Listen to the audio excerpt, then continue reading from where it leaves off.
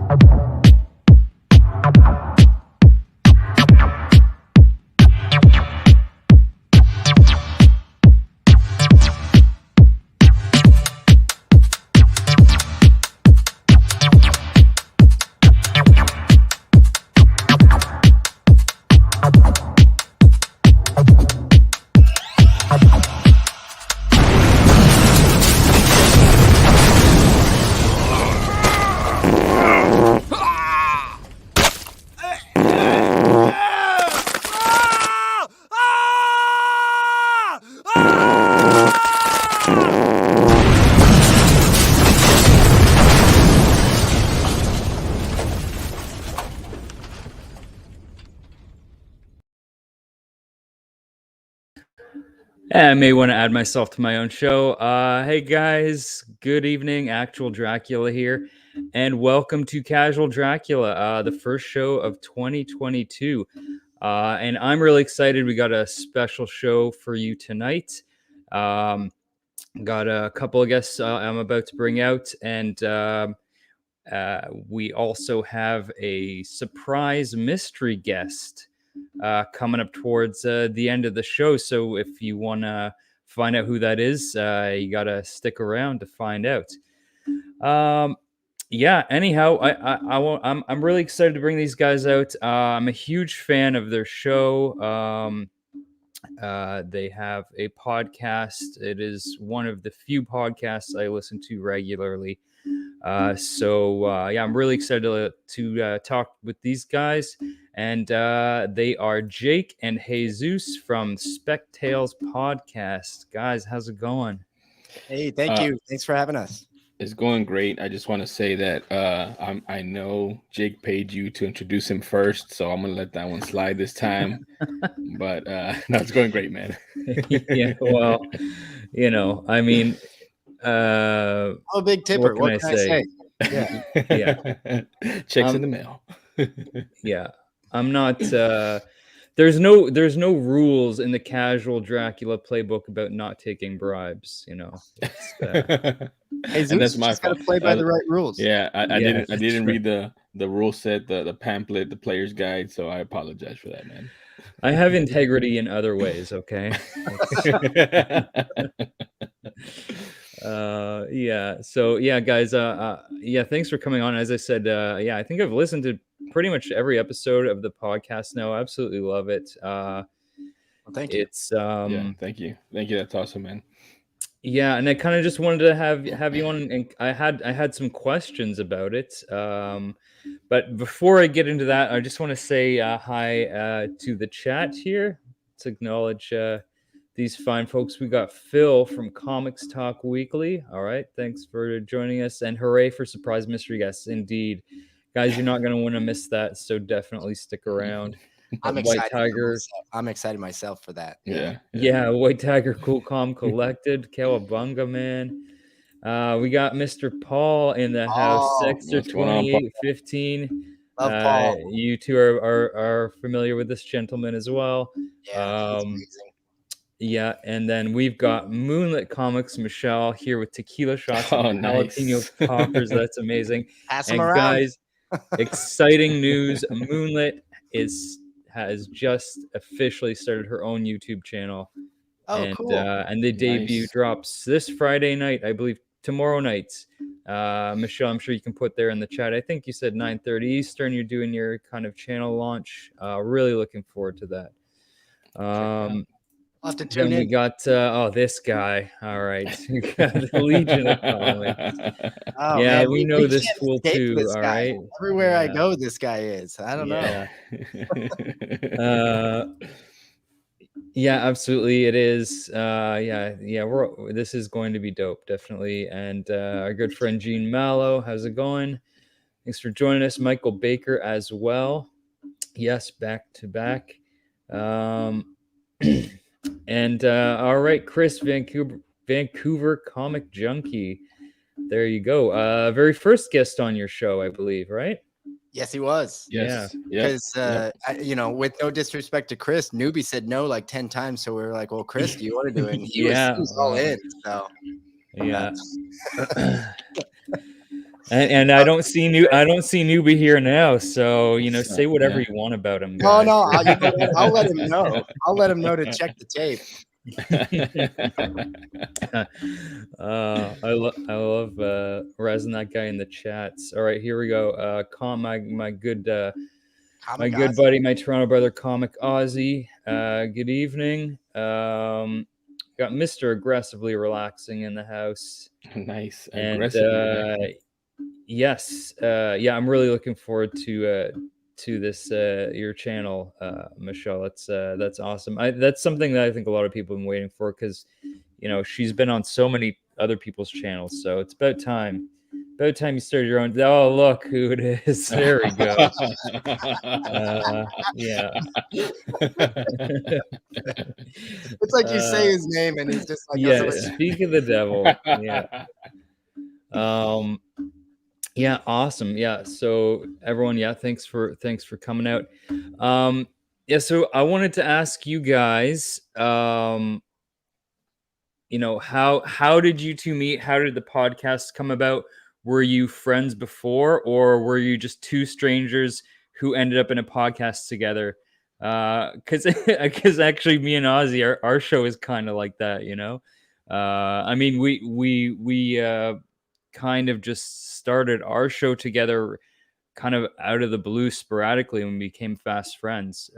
So for you guys, did you know each other well beforehand, or? The short answer is no. I'm sorry. Newbie asked if I like pants, and it's a it's short. Yeah, yes, Newbie, I do like it. No, I hate pants. No, I hate pants. All right, so sorry, Adrian, back to your question. Yeah. No, we honestly met through IG. Jesus and I have never actually been in the same room together. We've never met in person. Okay. So this is a digital relationship. Yeah. For now, right? Maybe it'll get difficult. I don't know. He plays his cards right. Well, I mean, that's what it's like for 99% of the people I talk to every day here and on Instagram. I've never met them. Maybe never will, It's some of them are so far away, right? So well, we Jesus, jump in whenever you want, but as everybody who listens to the podcast knows, I will talk over him. Anyway. Go ahead. No, go ahead. I'll let you talk. We met, and then the first time I met him was no, we met through IG. I had found his Guaranteed Comics page, and I just kind of started chatting him up, and we were sharing, collecting thoughts and comments, and he was asking a few questions regarding photos. I remember that was kind of one of the early things, regarding how I take some of the photos on my page, my Instagram page. I do most, it's all in a light box, and I do a lot of I get rid of shadows and glares off of stuff. It takes way too long for not a lot of results, but whatever. That's how the conversation started. And then we just is it, or did it start with send nudes? Well, he said photos. That's so I was like, "Were you building something? You need some guys that help send dudes." Okay.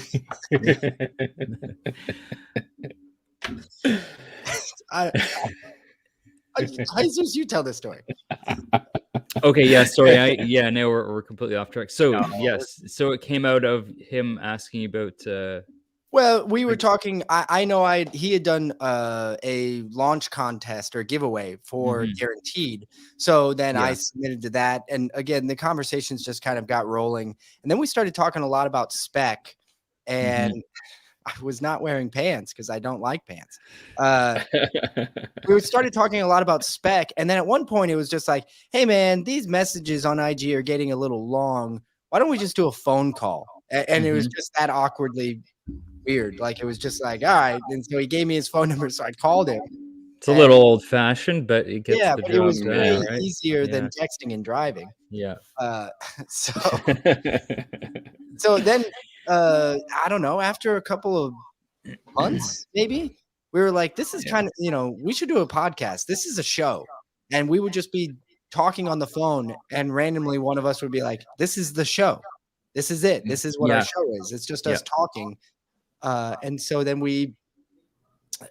I took it to the next level, I guess. And we just, came up with a name, and we came up with kind of some basic segments we wanted to do. And even if you go back and listen to Chris Vancouver Comic Junkie, that episode, we really didn't have quite our segments quite lined up the way they are now. Now they're a little bit more defined. But, and then that's just kind of how it evolved. I don't know. Right. Did I miss anything, Jesus? No, I mean, we talk so much. I mean, and we're so different too, like the way we buy comic books and the way we spec and stuff like that. I think one of the things that we both do that we do have in common is we read a lot. So we would read a lot. We talk about that, and we say, well, have you read this? Have you done that? And then we talk about specking and how we're different with it.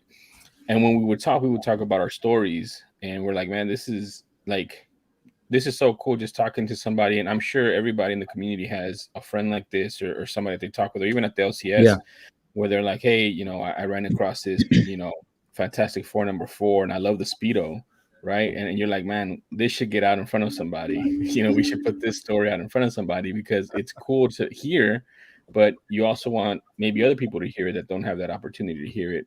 And then especially too with COVID and stuff, everything was on lockdown. So we were just trying to figure out what to do and how we could get it to the masses. And both of us, at least, I'm not speaking for Jake, but I know we've talked about this in the past. We don't like being in front of cameras, man. Like it's just something that we don't like. So we're like, podcasting is right up our alley, man. Let's just do voice right now. That is a perfect segue into. I was going to ask you about that actually. Was there a specific reason why you decided on a podcast as opposed to a YouTube channel? But that makes perfect sense. Just not. Yeah, I mean, both of you guys seem pretty comfortable in front of the camera. I've seen you on streams before. But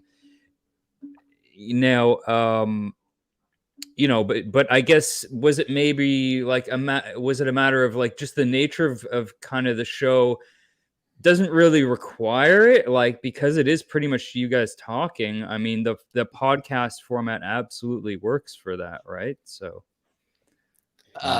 good question. Chris in the chat says it best. Jake has a face for radio, and I am not denying that at all. Honestly, it was really early on. It was a comfort zone thing for Jesus and I. To the podcast, just audio only, gave us just a little bit more relaxation in what we were doing, and also it lent itself really well to being able to just effectively record whenever we wanted. We weren't doing live shows or things like that kind of feel like they come with the YouTube crowd, which is really fun. But I perhaps we just didn't want that pressure, and I don't know, we just always kind of saw it as a podcast. But since we started doing the podcast, we started doing more, I don't know, whatever you want to call them, appearances. And, just on like Newbie's channel, which Newbie's fantastic for having us on and having me on, and it's always fun. And I've been on with Chris's channel, and Paul always likes to have us on, and it just seems like it's just kind of the more we put ourselves out there through the podcast, the more we end up on YouTube anyway, which is hilarious.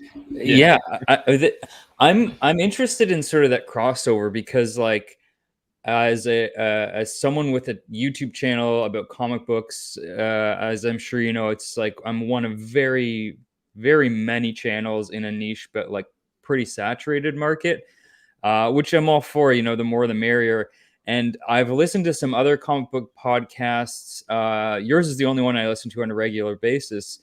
But as I kind of recently discovered there's a lot of comic book podcasts as well. I don't know, compared to YouTube channels, I couldn't really say, but I'm wondering how much of a crossover there is between people doing podcasts and channels like this. There's probably not too many, not that I've seen.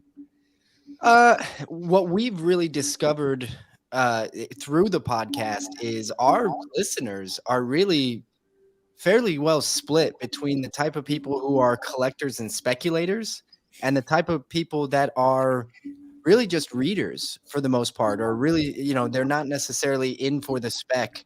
And there are some people who listen who are on the podcast side. Actually, more podcasts I know about within the comic realm are simply about reading or talking about the MCU and those sort of things. They're talking entertainment, not necessarily talking about the deep dive, like speculation type books or things like that. And our podcast was really just us, which really also, like Jesus said, we read a lot. So it really does split down the middle for our listeners as well. And what we've found is on the YouTube side of things, I know a ton of speculators and people looking for the next, book that's going to pop off and maybe to help the hobby pay for itself.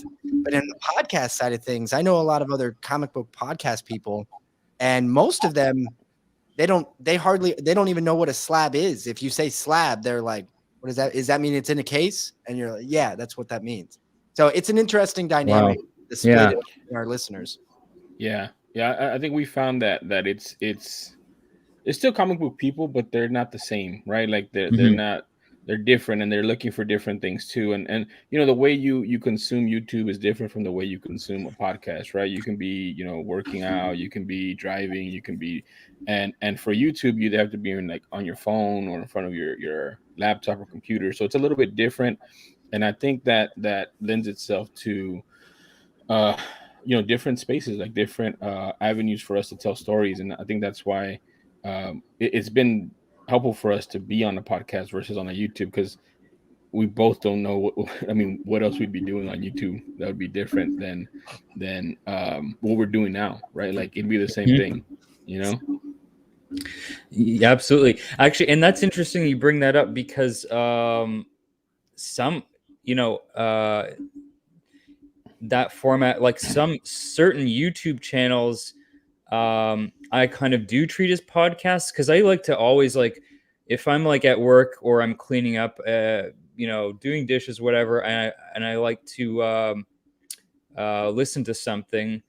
I know there are certain channels where it's not really important for me to watch what's going on, and so those I'll just put on just to listen to, and yeah, exactly. Yeah. So some of those channels could probably function just as well as podcasts, but I understand people like to show off books and everything. So actually, before I get to my next question, I just want to say hello to Mr. Ignacio here. Thanks for joining us. Stop recording. You hog. My name is Ignacio. Yes, hello, Ignacio. Are you still getting feedback from me on your end there? Nope, I think we're good. Okay. I was here just a little bit earlier. Yeah, I'm getting a little something, but I put myself on mute and it was. It's probably, I think my Jesus, it's a lot better when you're on mute. Can you do that? All right, yeah. Let me just go ahead. Anyways, so you guys regularly have guests on the show, some of whom are in the chat tonight, like Newbie and Vancouver Comic Junkie, and you asked them about their comic book Grail Tale. But as the show went on, you expanded to include interviews with creators as well, such as Tony Fleece and Martin Marazzo. Was that always the plan, or did that just come about as the show progressed? I want to say it came about as the show progressed, but like honestly, Jesus and I were when we started it, we weren't really. I guess we were surprised when these creators started saying yes to our invitation. Is the way that I'll put it. Yeah. Where you're just like, I guess I'll give it a shot. We'll see if Martine will be on. We both love Ice Cream Man, so we were like, yeah, what's it gonna hurt? So yeah, it doesn't hurt to ask. Yeah, exactly. So and then people said yes, and we're like, oh shit, I guess we have to start preparing for this stuff. So because the creator Grail Tales are also, and they're just, the dynamic of the episodes are so different and yet still fun. But the creator ones certainly give a different feel just from our side, just talking to them. And plus I get nervous. Like I personally, I don't know about Jesus, but I get nervous, right? Like, to talk to Martin Marazzo when I've been reading his stuff for over, years, more than a year, longer, 2 years, where it was just like, oh shit. Like, I want to make sure I don't look like an idiot in front of this guy. Turns out I'm an idiot 100% of the time anyway, so it doesn't matter, but I try. Yeah.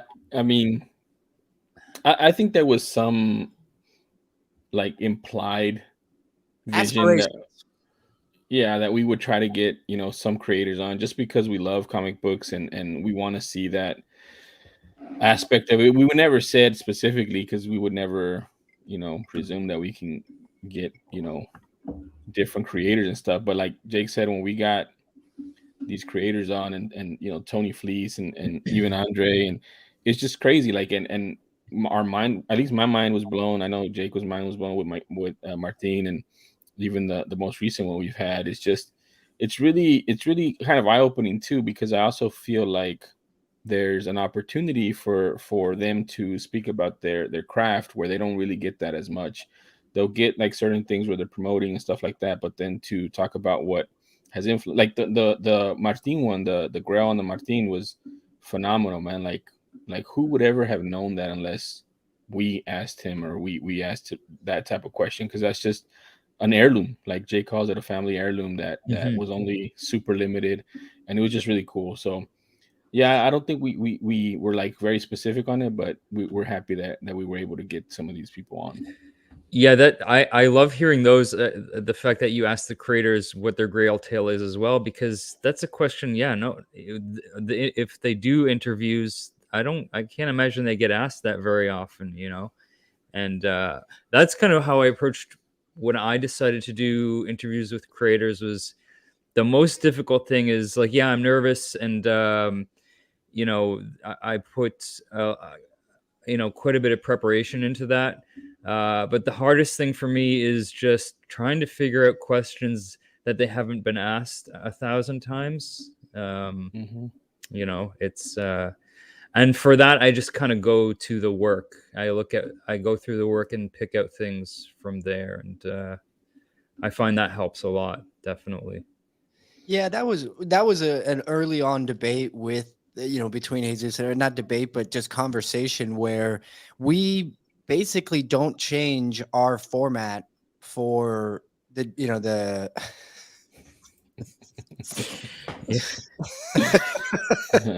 Thanks, Newbie. I appreciate it. I don't care what anybody says about Newbie. Newbie's a good guy, man. Absolutely. We basically just decided early on, because we asked, recent pickups, Grail Tales, and speculation of our, because again, a lot of the collectors we have on, those are easy questions, right? We get, hell, we could ask you those right now. But the thing is when we get a creator on, some of them, they're not readers, right? They may not even read comic books. They just make them. And so the recent pickup is a hard question sometimes. And then the Grail Tale, where that, I will say the Grail Tale, there have been some people they're like, I don't know how to answer that question. But then once you get them actually on the mic, nobody has ever failed. Nobody has ever failed on that, right? Because they all have something that inspired them or got them started or moving or just a book they love. And then the hardest one though is usually the speculation, because they don't necessarily know it, but I also really enjoy kind of pushing them into that zone, because they're going to be talking about stuff that they have never talked about with anybody else before. So we thought about early on changing our format specifically for creators and doing the stereotypical creator conversations. Mm-hmm. And I stereotypical, but just the average interview, and we're not doing interviews. We're doing just conversations. Yep. That's what we try to do. Definitely. I had a question here. Yes, from Paul. Do you make a commission on every time you use the word umlaut?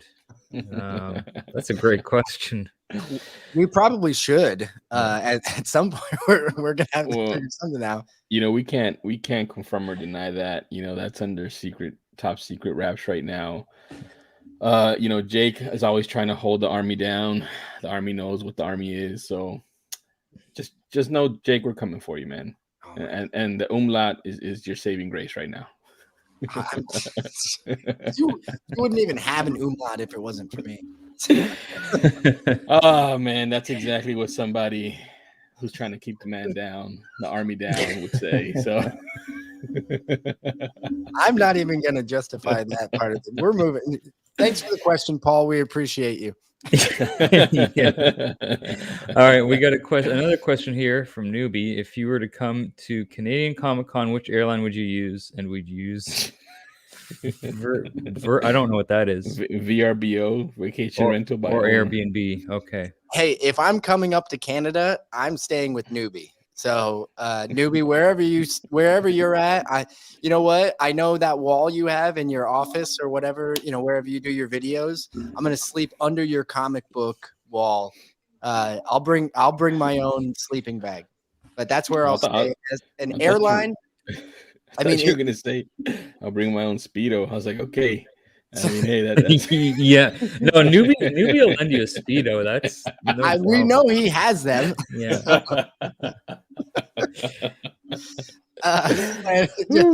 We'll also, yeah, exactly. We're gonna get Ryan at Automatic Comics in there too, and we're all gonna cram into Newbie's place and hang out and we'll tell ghost stories all night, and it'll be a lot of fun.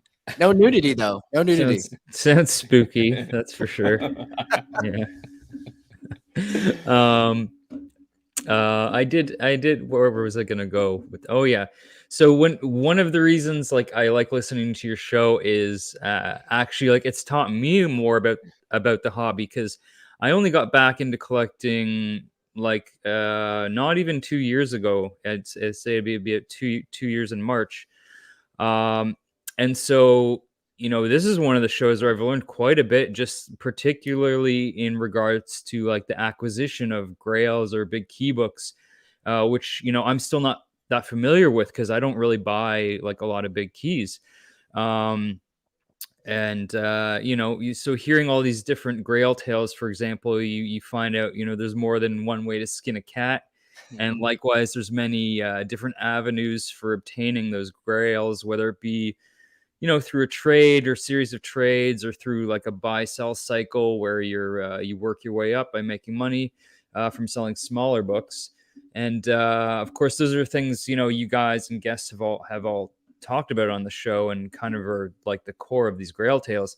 So do you guys have a preferred way of going about this, of getting those big keys? Would you rather say make a trade than just dropping a bunch of money on an eBay bid, or does it not really? Do you not have a preference? Is it just whatever the opportunity arises?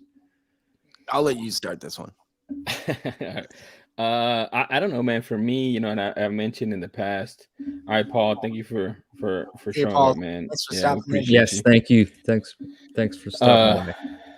For me, man, I don't, and I think I mentioned it on the podcast too. I don't really buy a lot of keys like Jake. Jake, they call him money bags for some reason.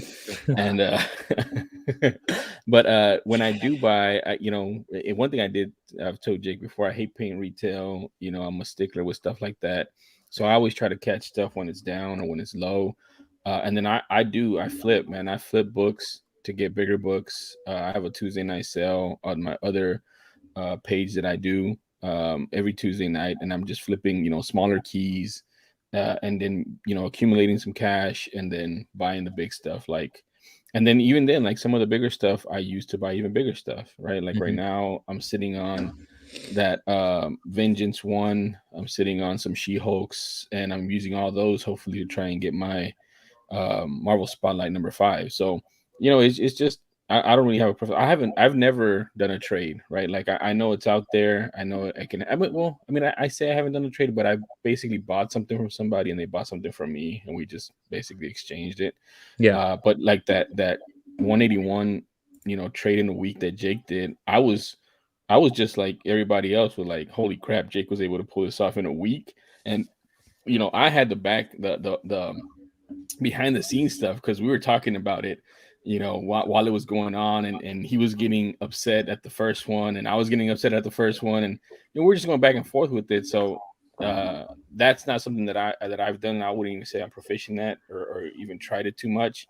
But that was really cool. Like that was really cool seeing Jake pull that off. But that's my preferred is flipping to get bigger books. And I would say, so I have sold books, I have flipped books, and there is the difference between the way that Jesus flips and the way that I generally, he could flip, I don't know, Jesus, what, like 100 books in a month? I don't want to probably, yeah, like something like that. I would say it's been getting more lately. Yeah, but in general, like he'll flip a lot of books in a shorter period of time, where if I sell 10 to 20 books this year, I'll be like, hey, that was pretty good, right? Like I just don't sell a lot of books, but the books that I do sell, I usually will either sell them or I'll trade them to get the Grail. And I actually, I think that the trading kind of can make for a better story. Not necessarily to say that the long, like when Jesus actually gets his Spotlight 5, I can tell you right now, it's going to be a good story because it's the time it takes him to flip and to get to the point where he can buy it, but then also tracking down the right one for him. And that's the best part about these Grails. That's why the Grail tales are fun, because it is about which one is right for you. Because just because there's a few on eBay right now doesn't mean they're the right ones for Jesus, right? Like he'll find the right one. So that's, I guess for me, it would be, I like the trades and I don't know, I like the big headline things, right? Like books for 181. Like I just thought that was a fun exercise to do. Also because I ended up with a 181. So well, I mean, you had to post on Instagram some of the big keys you picked up last year, and it was absolutely impressive. Oh, thanks, Mr. Moneybags there, right? I will say I am fortunate enough to I started out ahead as far as that. Last year was really the first year where I just really dove into comics, like actually buying the Grails. Like I had been reading comics and stuff for years, but really diving into the Grails was kind of that was last year. And I started out a little bit ahead in terms of I had basically allocated a certain amount of cash for myself to buy. And so I got some, and then I got some to flip. And I also got lucky because when I bought a lot of them, the market exploded, as everybody remembers. And I bought a lot in, January, February, March before the real explosion. So and then you just get lucky with some pickups. Like I ended up getting a raw copy of ASM 194, and that raw copy that I got for a very low number ended up grading out to a 9.6, and I sold it at the peak of the book. So it's like you do that and you're like, oh, well, this is easy. Why is Jesus always I'd say the time, like your timing was obviously like perfect, right? I mean, that's a big part of it. You pick the right time, then you can. But I'm not gonna. That was not skill. That was all stupid luck. That I mean, like, exactly. The thing is, no one knows what the timing is exactly, right? Rafaus here said last big trade, it was an Iron Man #1 for X-Men 94. I would make that trade every day, but Iron Man is, I think he's a second-rate hero. I think the rest of the show we should just trash Iron Man. What do you guys think? Yes.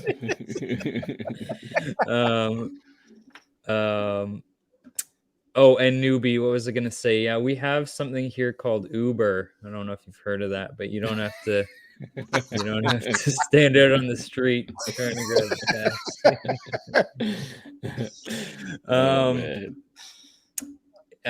Yeah, actually, that's kind of a good segue into the other thing I wanted to touch on. Like, another reasons I like the show and other shows in like a similar vein, like Newbies, or the Comic Kingpins or the Defects, is the speculation aspect. Because whether people like it or not, it's a huge part of the hobby. Like, the collector's market is affected by speculation, regardless, of whether one pays attention to it or not. And obviously, like, playing the whole spec game, hardcore is not for everyone. And I know this because, like, when I got back into collecting, I had no interest in it whatsoever. But 2 years later, that's definitely changed, and I've started to dip my toes into that a little bit. And it's absolutely been influenced by, other community members and shows such as yours and Newbies, and like watching and listening to all you guys legitimately got me interested, right? So obviously, like, when it comes to speculation, there's different levels to it. Obviously long term, where you get a book for cheap and you sit on it until it's until the timing's right, like for example, and get some value, or then you got your short-term spec, right? You stack some of the hottest books and take advantage of FOMO, and you become a dirty flipper. Okay, so we're I swear to God, we're not just gonna Did single you out bring up Newbie his whole comment on episode. purpose when you said dirty flipper? yeah. And No, then it was already there, but it was already kind of perfect. But here's the thing, like, neither of those are wrong. Like, selling about 80 to 100 a month, like, congrats, like, Newbie, that's Yeah, amazing, that's right? really cool. Like, I wish I could do that. Like, I don't even have the time or wherewithal to even begin about thinking about doing something like that. So I wouldn't pass a judgment on anyone for the way they, collect or fund their hobby. And so I guess, like, what I'm getting to is, like, from listening to the show, like, I'd say long-term spec versus like short-term. Do you guys, because I know, well, like, I mean, you're both, I would say, both you guys, and I feel like a lot of people you talk to, it's more long-term, but do you get involved in any of the short-term dirty flipper stuff at all? I mean, we don't have to call it that. We'll just call no. we'll just call it flipping books. Well, like you said, with through Guaranteed Comics, right? You are essentially is that like a high turnover rate, you would say? No, so Guaranteed Comics is a little bit different. Guaranteed Comics is more keys, just basically keys that are graded already. I don't really do a lot of specking with Guaranteed Comics. Is more just any value that's between $75 and $500 in value are up there. So I don't really do that on that page. I want to keep that page clean from the dirty flipping, right? Like, but I do have another page, is what I was talking about. I have another page where I do the dirty flipping, that you would call it. And I do take advantage of that. Like, I don't know. I think I talked to Jake about it, but like when that Wookiee came out, the Black Chrysanthemum came out, I had a bunch of those already, right? I had a bunch of those, and I had a bunch of the Origin and the annuals and all that, and I flipped them like in 1 or 2 weeks. And I had a really good return, man. I bought those at cover price, right? So I think it was a total like 15 books that I had of that, and I sold them, right? Because that's not something. So the other thing about what I do, especially with those the smaller keys like that, is I don't really go for full value on what they're selling for. One, it helps me sell them faster, and two, I'm selling them because I'm not a collector of Star Wars or what have you. So I wanted to go to a collector that's wanting it, that feels they got a deal, and at the same time I'm happy because I made some money on it, and I can go after what I'm trying to collect or what I'm trying to do with Guaranteed. So I do that. That's what I normally do on my weekly sales. Look for books that are hot. The ones that I catch, I sell. The ones that I don't, well, I don't go after them because I'm not going to pay more than whatever it is. Like that Miss Minutes right now, the Timeless variant. I missed it. I'll say I missed it. I didn't pick any of those up. I think it's a cool book, but that's not something I'm gonna collect. So I'm not gonna pay I think it's going for like $50 now. I'm not gonna pay that for that book. Right. But if But I it's would've also picked it up- because I imagine you're not really losing sleep over having missed that. No, Because no. it's something I'm still a little confused about it myself. Is it a book anyone really, really wants, or is it just because it's just hot for whatever reason? I still don't know why, but that FOMO kicks in. Everyone experiences that at some point. So, Yep. but I actually was talking about that with Ozzy last night. It passes pretty quickly, especially with a book like that. Like, you'd be like, oh man, if I had a bunch of copies right now, I could sell these, make some big bucks. And then it's like, oh, I missed out. But you know what? Next week you're gonna just completely forget about it. So Yeah. yeah. Yeah, the traits that get you the dirty title. I think it has I a don't know. Speedo must be The involved. I think Speedo, yeah. I don't particularly like the term. I mean, I didn't come up with it, so you're gonna have to ask the person that came up with that. I thought it was you, newbie, but apparently not. I'll take this question. I'm gonna go with neither. Newbie, I would go as Man Thing, and there's no doubt in my mind if I was a Marvel Halloween costume party, I would go as the biggest Man Thing you would see there. So, I mean, there's no compensation there. I'd go as Iron Man. Tyler, yes, you are the main garbage. And thank you aggressively. Yeah, I just had a couple more questions real quick. One was, do you guys prefer to buy raw or slab books, or is it just, again, like a matter of opportunity, whatever presents itself? Do you actually buy slabs, or you would rather just buy them raw and get them graded yourself, if that's even what you're into? I personally think it's a little bit of both, and really it just sort of depends on the goal for the book to a certain extent. I do think that there is plenty of value to be had if you're going to flip a book where you find a really nice copy for a very good price that's raw. And because if it's already graded, that the price point is going to be usually set. You can get some deals on graded books, but people don't tend to, once they know the grade, they know the absolute value that they want to get out of it. Where, like that ASM 194, I got a really good deal on something and it turned out to be a 9.6. And so I gained a lot. But for some of my PC books, I don't even want to mess around with it. Like the 181, I didn't even want to risk it. I was just like, I want this one already slabbed. I want it at a grade, so I know exactly what it is, so I can put it directly in the PC and not worry about it. Yeah. So, I can totally see that and agree with that. I think I would probably do the same thing if I bought a big key like that, for sure. For me, excuse me, I buy raw, man. I like buying raw books. I told you, I mentioned that Vengeance one. That's my experiment, trying what Jake does sometimes, and buying already graded books, especially that one that's kind of harder to get in higher grade. I got I think a 9.6 on that one. But I like buying raw. I think that's why I started Guaranteed Comics as well. I feel like there's more value there. I'll get stuff graded if I want to.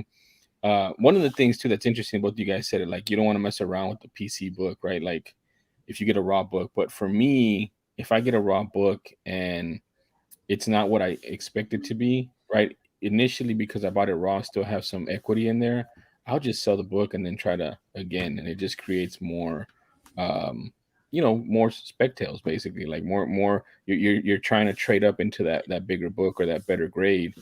So I really enjoy buying raw books, but I am dipping my toes and buying some slab books already to see if there's some value there. So I saw something. I did not even realize this was a thing until I heard you talking about it, and I think Mark showed off a book which was a raw graded book, and that was, I think, it's CBCS does that. Yeah, so that's what my passion project is Guaranteed Comics, And what I do is it's a marketplace, so you can buy and sell on my website. And what we do is the service that we provide is we guarantee the book, the raw grade, and we do that by using a third-party vendor, which is CBCS, which ends up raw grading the book. So basically, they're saying that if they would have encapsulated or slabbed that book on that day, that's what the grade that it would have gotten. So what we're trying to do is we're trying to eliminate those purchases like on eBay or other, sellers that, either inflate the condition to get more value out of it, and you have to trust them. This way it's a third party, and you don't have to trust me that I'm selling it at this condition. It's already graded from CBCS at that condition. So it's not perfect. We're continuing to work on it, but I think it's an added level of peace of mind for people that are buying raw books online. Yeah, when I saw that, I thought that was really cool, right? Especially because not everyone is into slabs. I have a few. I like them, but if there's one thing I would say about my collection, it's this. Roll, fucking roll. Yeah. So Was that the first guest? Gordon Ramsay? Is that it? We'll find it soon enough, very soon. Anyways, I just wanted to highlight this question for newbie. Would you watch all the Star Wars movies and TV series back to back, or would you eat a human baby live on your channel?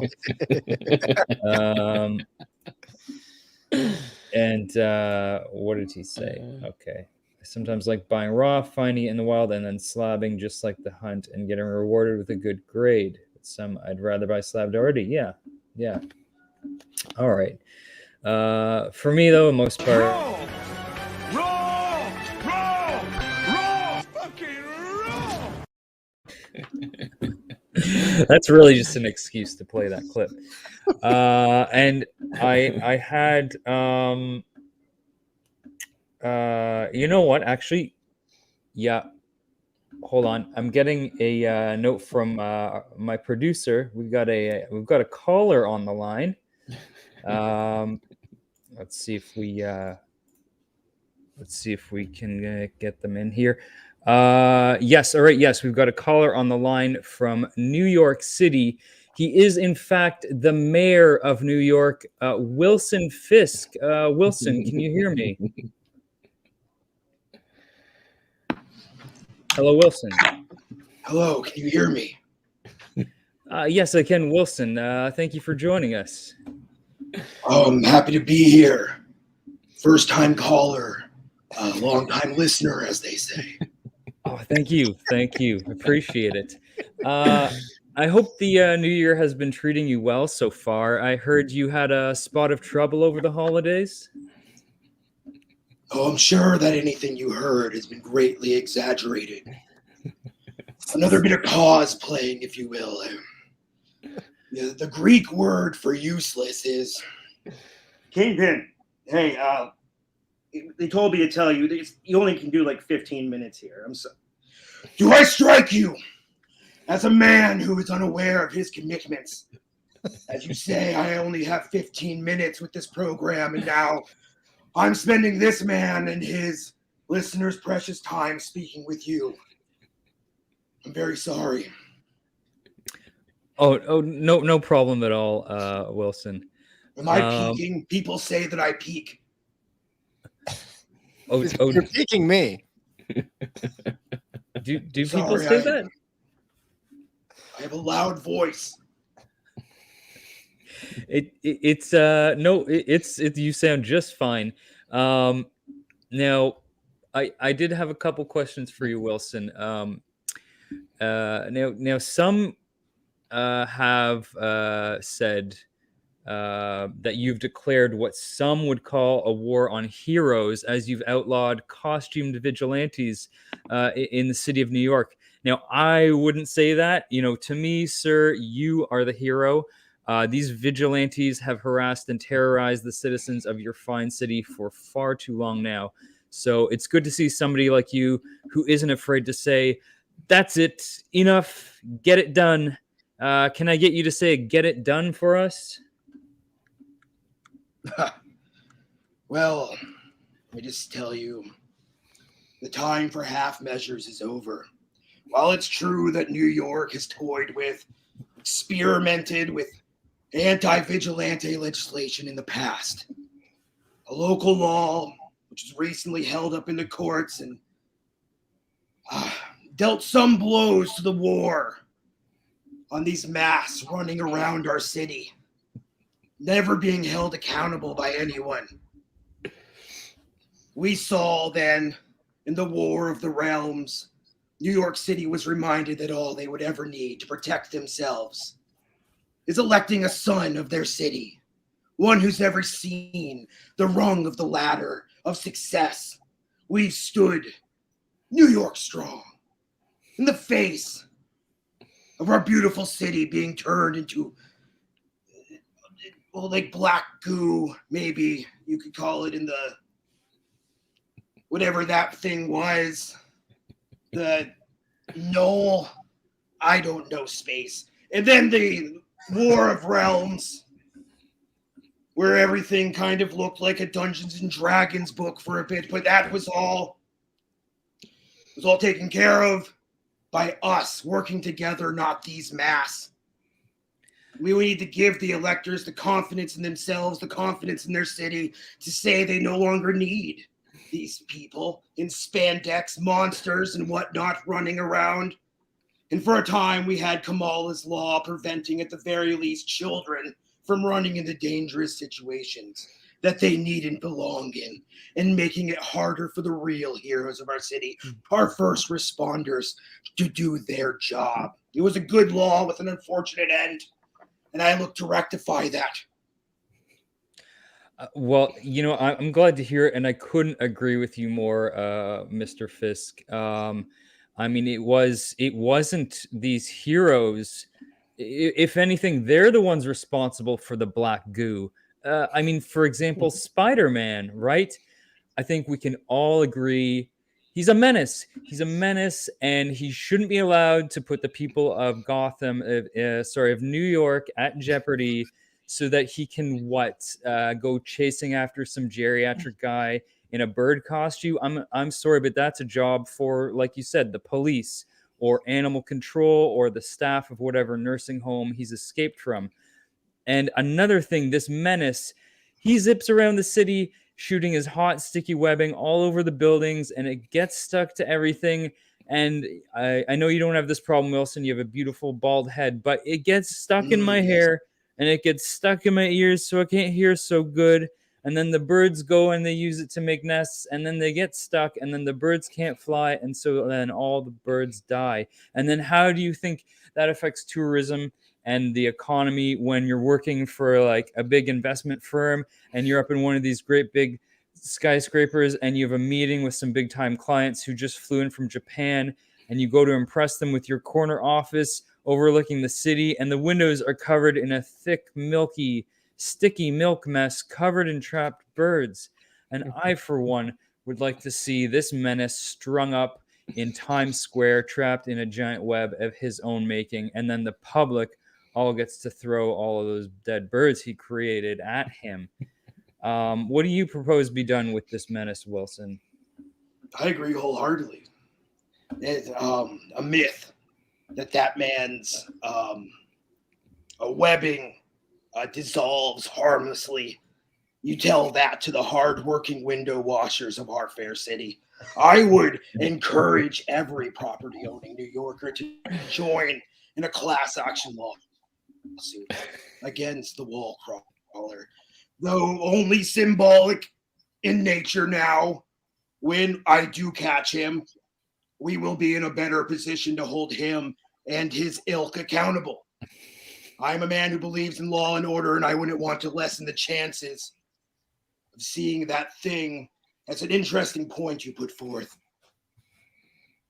Thank you. Yeah. Well, I there you have it, folks. I'd have to agree with that. A class action lawsuit. So for any citizens of New York City listening to this, I absolutely recommend you take that action that Wilson has just suggested. And another thing, actually, speaking of these terrorists, essentially these vigilante terrorists. One in particular, this vigilante terrorist, Daredevil. Now, I don't want to offend anyone who's visually impaired, but I'm just going to come right out and say it. I think he's faking it. I don't think he's blind. Let me ask you this. Could a blind man leap off a 12-story walk-up fire escape while doing all of those somersaults? Like, maybe, but it's highly unlikely. And as far as I'm concerned, there's only one devil of Hell's Kitchen that I recognize, and his name is Gordon Ramsay. Okay. Now, Wilson, you are something of a hopeless romantic. You once said love is the perfect prison. So is there a special someone in your life? Yes, you were speaking of my Vanessa, the first lady of New York City. I must confess, if there's anything that would take me away from the people's business, is probably being distracted and laying in bed watching Gordon Ramsay's wonderful series, Hell's Kitchen. Did you ever see the one with, he had like a rock and roll thing he was trying to do. He'd spent much too much money on the hotel, and he was a poor boss. And Gordon spent time pointing this out to him. I appreciate the way that man does business. I do as well, Wilson. Absolutely. Now, I've also heard you are an art lover, a lover of art. There is an unfounded rumor that you are somewhat responsible for the brutal death of a Holocaust survivor because she wouldn't sell you a painting. Now, I'm sure that's just an exaggeration. You know how the media are. But you're obviously passionate about art. So who is your favorite artist or work of art? Yes, you're talking about a piece of artwork I've been lampooned with. It's called A Bunny in a Snowstorm, like the old joke.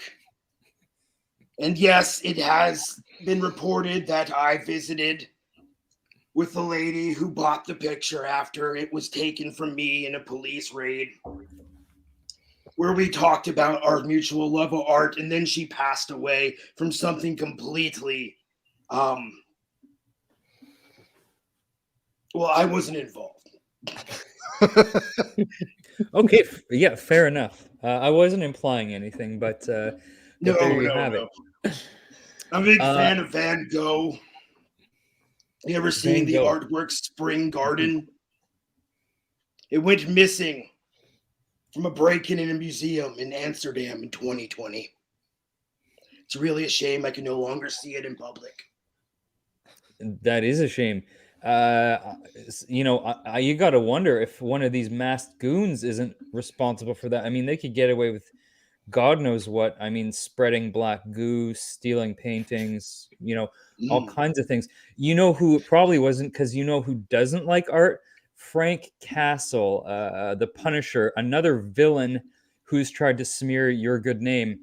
Old Frank thinks Michelangelo is a Ninja Turtle. He's a moron.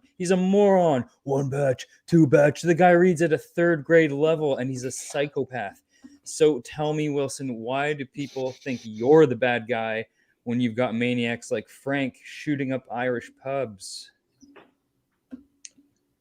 That skull-adorned idiot has been a deadly plague for too long. The world breathed a sigh of relief when it seemed that Bagalea had executed him, only to see him turn up then in New York City wearing War Machine's armor. And he used that to destroy a very large portion of the subway system that people use every day. All of these masked idiots need to just stay out of it, at the very least the subway. It is a very difficult and costly thing to fix. It's very time consuming, and people like to talk to me about it. That it is, yeah. Last I heard, he was working on a rebranding. I don't think he's in New York anymore. Well, wherever he is, I'm sure he's up to no good. And it's too bad he's not in New York, where you could, I think, finally put him in his place once and for all. Now, Jake, I believe you had a question for Mr. Fisk as well.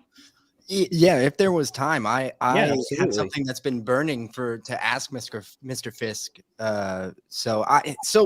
And this isn't my personal opinion. I wanted to say that, but ultimately, there are a lot of people out there that believe you are not fully capable or not the best person, not the best individual to be the one to take out Spider-Man. That you may not be capable, and that it may be better left to individuals that may be more popular individuals, such as Norman Osborn or the Green Goblin, perhaps, or Dr. Octavius. These individuals might be considered more popular answers to the Spider-Man problem. How would you respond to that? In World War I, Germany, they rounded up all of their young men, the best, the brightest, and then they put them into one regiment. This was meant to be torn around Germany in places that were safe, places where they wouldn't be hurt, but because of clerical errors of men who have not lived in the real world, they were sent to the meat grinder. And that is why I would be best for. Hey, Kingpin, they sent me in to say that you have prior engagements. Alexa, mute call! What did I say?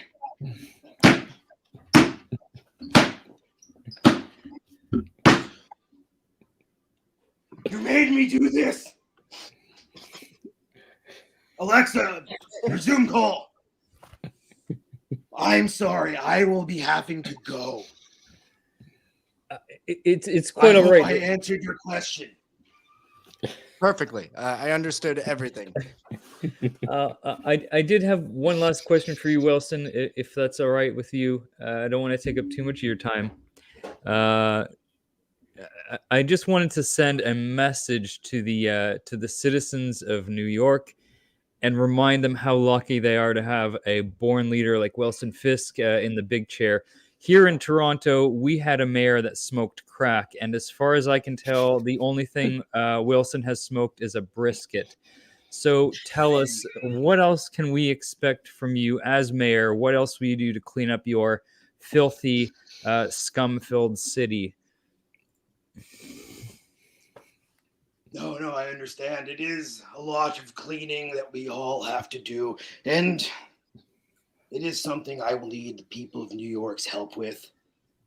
I've been talking with people about different things that we could do to try to keep New York City safe from all the horrible things that happen to it every single day. The place is really kind of horrible if you think about it. Every day with the phone calls of the things. I guess I should do something about them more. There is 3 different underground civilizations that I know of. 3. I don't even know where to begin a lot of these days. But I just know that I am always attempting to address things as they arise and look for big advancements in the future in my stewardship over the beautiful city of New York.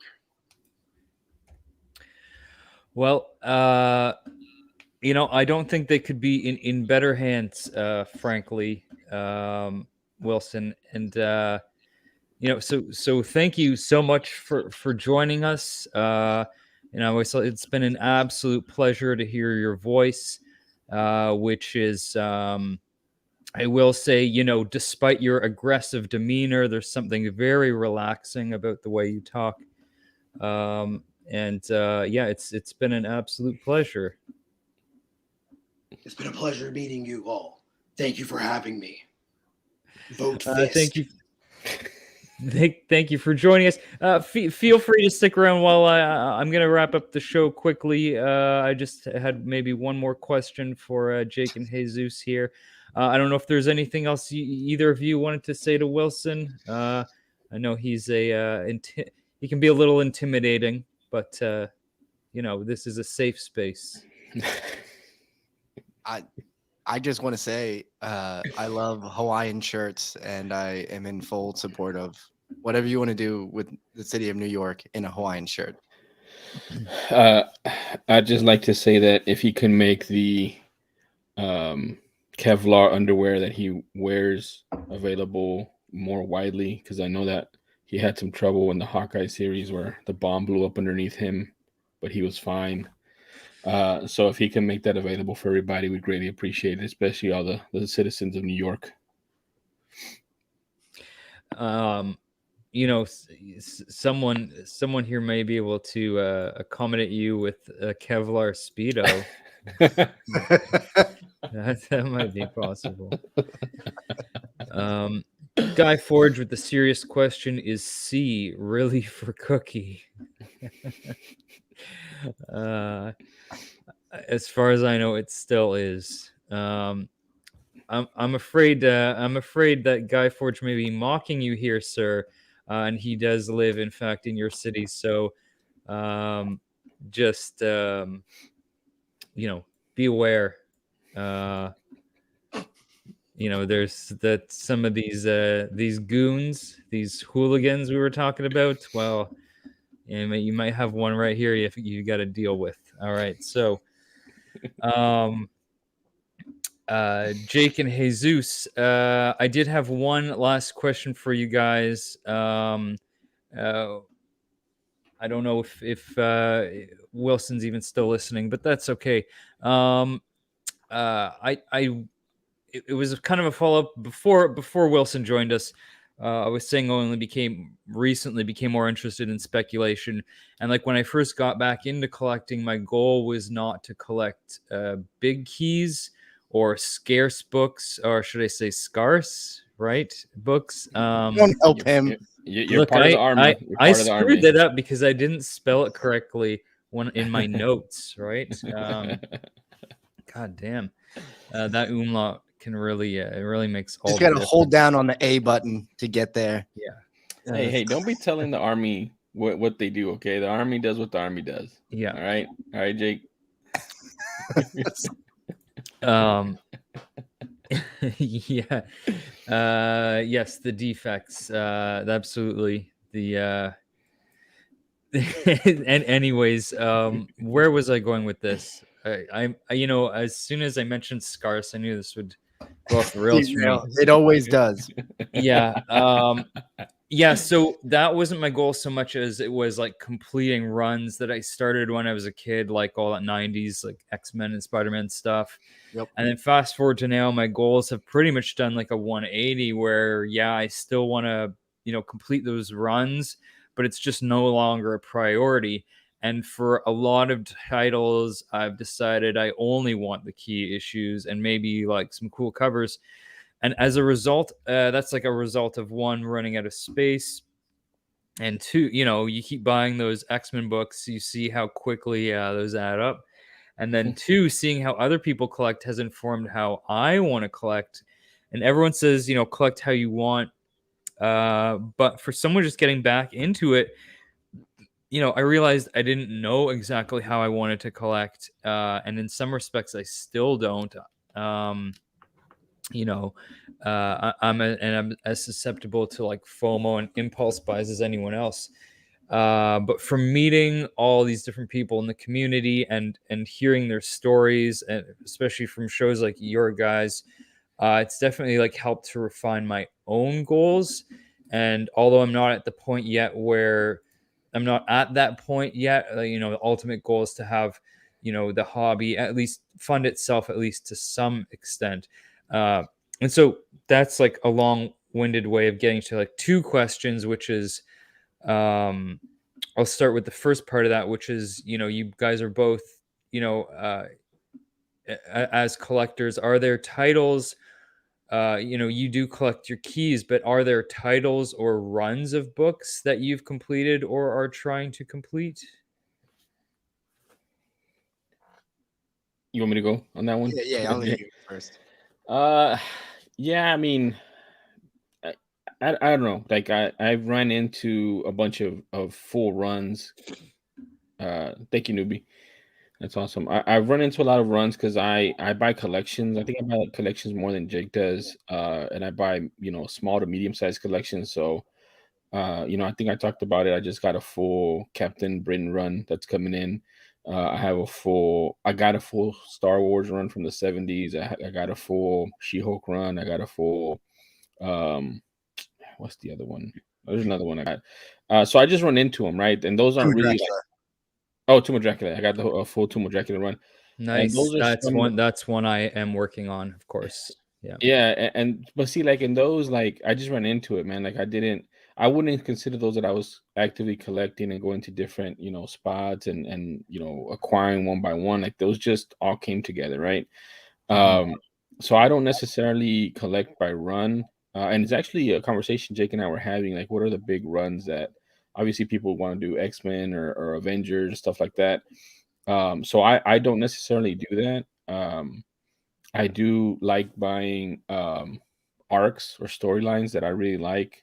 Like right now, like inadvertently, I'm trying to get the X-Men Days of Futures Past run just because I want to read it in the floppy version, in the single issue version. But I don't really collect runs necessarily, but I do have Mhm. them. How about you, Jake? I think that there are.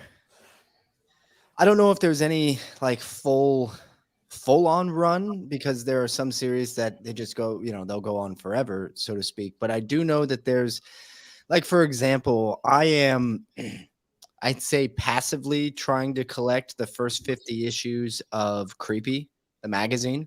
Oh wow, yeah, yeah. And I've That's gotten a good one to do. Yeah. yeah, it's a Mhm. fun and the thing about that is that it's not overly expensive. I've got most of the quote unquote expensive issues for that already. Maybe I don't have number 50 yet, and that one can tend to run a little bit because it was the first ending of Creepy, I believe. They ended it on that one, and then they eventually kept going, but they like faked their death or something. They thought they were gonna keep going. But so 1 through 50 is kind of what I would be collecting on that.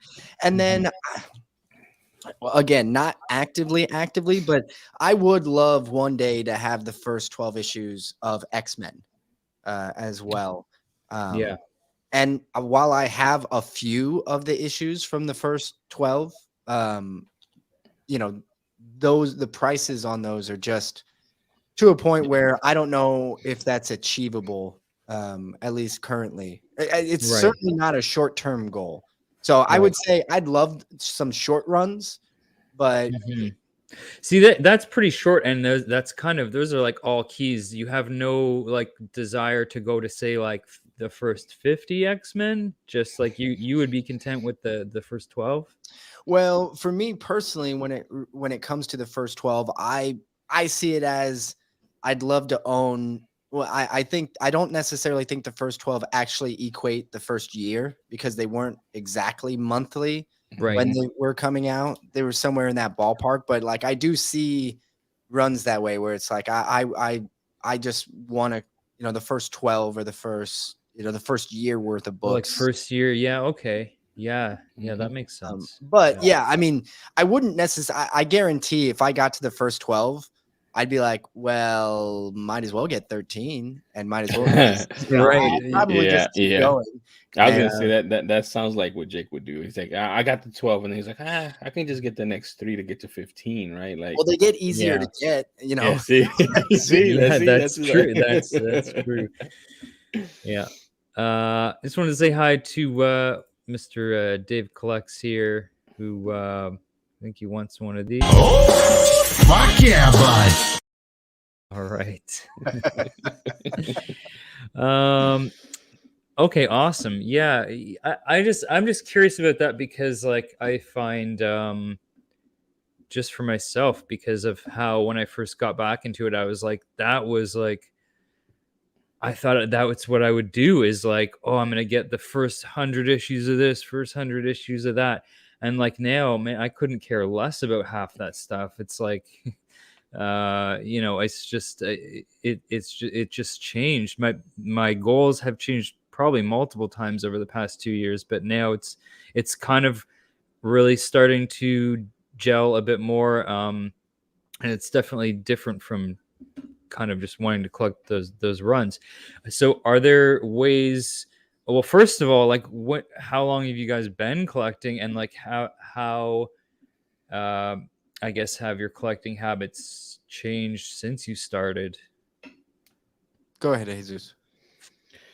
So I started collecting probably 2008, 2009, somewhere around there. But then I had a big period from like 2012 to about 2018 where I didn't. So about 6 years, somewhere like that. Mine have changed just from a standpoint of I used to just collect what I thought was cool and what I liked, right? So I had a lot of Venoms and Carnage because I grew up with that stuff, and Gambits, and I was able to get 181 back in 2010, I think, or 11. I got it raw. So just stuff that I liked, and also at the time, like the only thing I cared about was buying keys. Didn't matter who they were, and then trying to get Stanley to sign them. Like that was like my big deal at the time too. So I was able to get 4 signed by him back then, between 2010 and 2012, and then I just stopped. Like I just got too busy at work, and I didn't have time for it anymore. And then now coming back into it, I got a little bit more educated. I did a little bit more research myself, is saying if I'm really going to take this seriously and try to make some money out of it, also pay for itself, and launch guaranteed comics, I need to be smart about how I move my money. And so now, I think the easiest way to do it is buying raws and buying collections, grading the big keys and selling those, and then keeping what you want. But you do get a lot of extra filler stuff with that. So that's why I try to move some of the minor keys. But that's how it's kind of changed. I don't really go too much after big keys unless it's something that I have to have or something that I feel like is gonna be big. And and I think being around other collectors, you gain stuff by osmosis. Like with Jake, Jake has hit on a bunch of stuff, man, and he was being modest earlier, but he does time it. The only thing that he doesn't like time as far as like on the dot is sales or selling, because he's trading some of these, but he's always early. I mean, he's been early on a bunch of big books. Marvel spot, what is it? Special Marvel edition. He was early. I think Kang, you were early. You're early on Jima now, and it's already skyrocketed too. So, and I'm learning that too. Like I'm still learning that stuff as well. I'm always learning. I'm not a finished product by any stretch. And if you're done learning, then I don't know what to say about that, because there's always stuff to learn, and I'm always open to like any feedback or anything. Like, hey, you missed out on this, or you could have done this better. And I'm always asking too. I'll ask that's part of why we started Spec Tales, because I would ask him, thoughts on this and thoughts on that. And the thing too, one thing real quick about how it's changed. I used to collect a lot of villains too, because I like villains. Villains are something that I like, but they're not the most. They're not the most, I guess, profitable if you're wanting to flip to get to your books, right? Like the heroes are the ones that are usually more valuable, I guess, and what people look for the most. So that's something that I'm kind of playing with, because I still love villains, man. I just and I love anti-heroes too. So it's just a balance, man. It's a balance, and I think you said you've changed so far a lot in 2 years, and I think you'll keep on changing, hopefully, so you can keep on adding stuff and to your repertoire and taking some stuff away, and I think that's kind of the fun of collecting. Yeah, absolutely. I can keep mine fairly brief. I mean, overall, I've been reading, since I was a kid, off and on. And the first book I bought to actually collect was Captain America 100, which is the beginning of the Captain America solo run in the Silver Age. And I didn't spend a whole lot of money on it, but I know I got it 2009. I mean, it was more than a decade ago. And I got it specifically knowing like, this is a book that I'm going to collect. I'm just going to put it in my closet into a personal collection. And for the longest time, that was the only one I had. I really wasn't buying books to collect them. I was buying them to read them. So I had more trades then I probably had collectible books worth money kind of thing. Yeah. And then that sort of changed when I got a little bit into the hobby itself. When I got beyond the reading of it, I started seeing some of that value. And so then I started, I collect the characters that I like, and that's what I go for. But I have a lot of nostalgia for X-Men because I love those characters. They're my favorite to read. So I get those. But then really the thing I like reading the most is horror books, horror. So I will lean into creepy.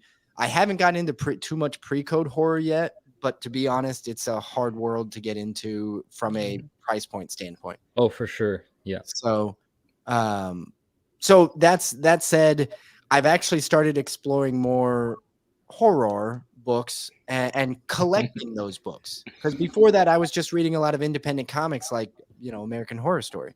Or Right. not American Vampire. Yeah. And so I would just read the horror stories that I enjoyed, and then I started looking into the history of horror in comic books. And so I've gotten a little bit more into that. That's how I've changed.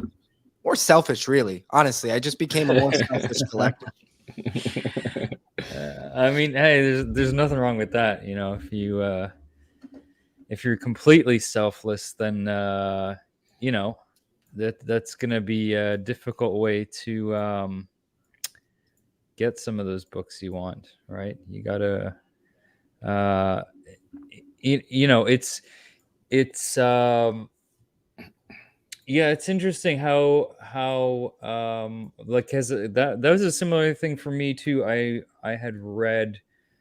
had just been reading a lot, and really for many years it was just trades. And so once I got back into once I kind of went through the small collection that I had from when I was a kid, I had not looked at it in years, and then I pulled it out, and I was like, I got hit with the collecting bug like immediately. I just like got right back into it full force, and it's been a learning experience, definitely, because I thought it was just like, oh, I'm just buying comics. It's not just that, though. I mean, it can be if you want it to be, but it can also be like so much more, Yeah, I agree.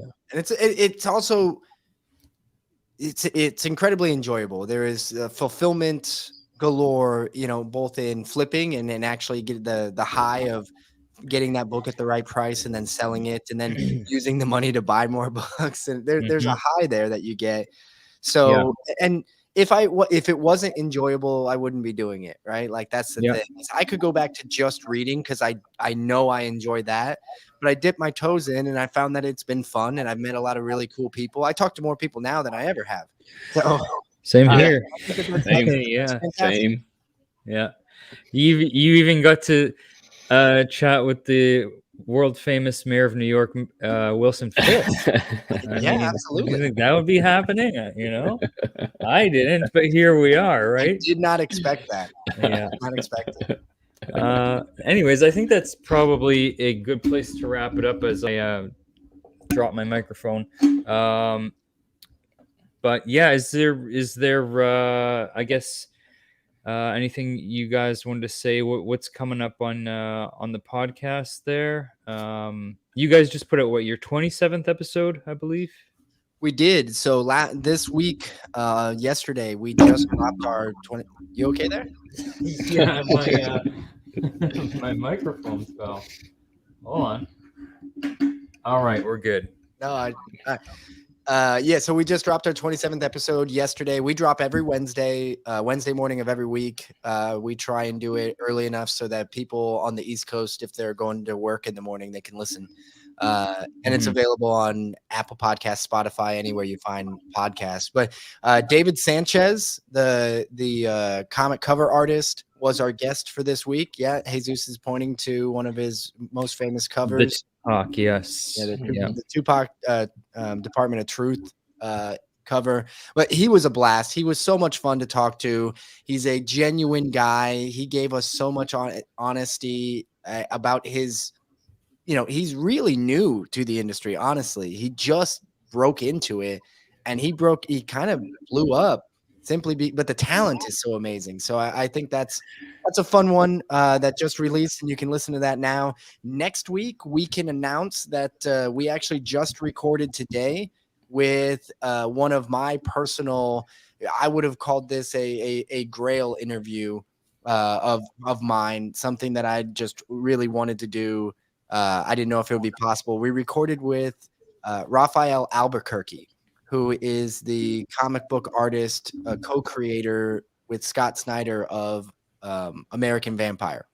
And he's done so much other stuff. His work is, he's an Eisner winning creator. He's got a lot of stuff. And his interview today was really fun, and it was kind of a dream come true a little bit.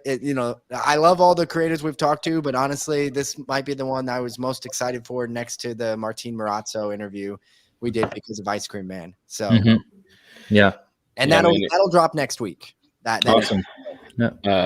So another thing too that Jake didn't say, but we have, I love teasing stuff, right? Because if it was me, I'd love to know, and I like to know behind the scenes stuff. So I can just say I won't announce it. We won't announce anything today, but Jake and I are in the middle of a huge thing that we're doing for the podcast. So it's close. It's close is what I say, and hopefully you guys will like it whenever we're finally ready to announce. If it was a Wilson Fisk interview, sorry guys, but I beat you. Anyways, back to the drawing board. Damn it! I need to see what that is. Anyways, guys, thank you so much for coming on. This has been a blast. Like I said, I absolutely love the show. I put the link down below. You can find you at spectalespodcast.com, right? And then wherever else you listen to podcasts. I listen on Google Podcasts, also Spec Tales podcast on Instagram. I'd also like to give a shout out and a thank you to our special mystery guest, Mr. Wilson Fisk. Thank you so much for joining us as well, Wilson. It was, like I said, I think you're a goddamn hero, sir, and you're doing wonderful things for the city of New York. Thank you very much. Are you still there, Wilson? Yeah, I never miss any of your shows. I'm really very starstruck to even be here. Oh, well, thank you. Yeah. I was surprised when I heard you were a fan of the show, so that's great. I don't know. Is there anything else, guys? I think all that we need to say is just thank you so much for having us. Thank you. This was a lot of fun. Yeah, this is a lot of fun. I was not expecting, Mayor Fisk on here, so thank you for allowing us to be part of that. But thank you for having us on, man. This was awesome. Oh, my pleasure. And Wilson as well. Maybe sometime if I make it down to New York, you can make me one of your world famous omelets. Romantic dinner, more like a fucked up dinner. And, we're really looking forward to that. Before we go, I did just want to play in honor, although I have not seen him here at all tonight. It is Mr. A good friend of the channels of mine, Mr. DJ Lynx. It is his birthday today, so I know he absolutely loves this. So happy birthday, DJ Lynx. It's my birthday, and I'm 100. It's my birthday. I'm 100. It's my birthday. Can you sing?